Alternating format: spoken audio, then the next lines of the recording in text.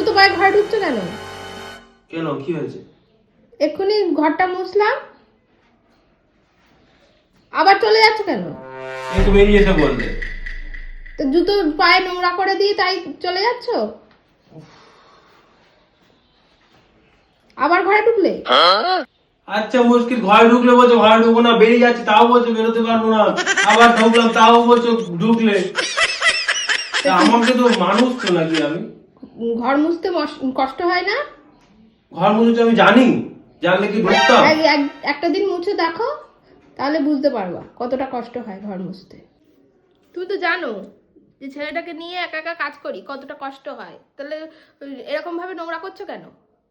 আচ্ছা আমার ভুল হয়েছে, আমি কি এবার বসতে পারি খাটে? হ্যাঁ বসো। বাবা যন্ত্রণা। ঠিক আছে, পা নামাবো না একদম। আবার নোংরা করেছো, আবার পা উঁচু করে বসো।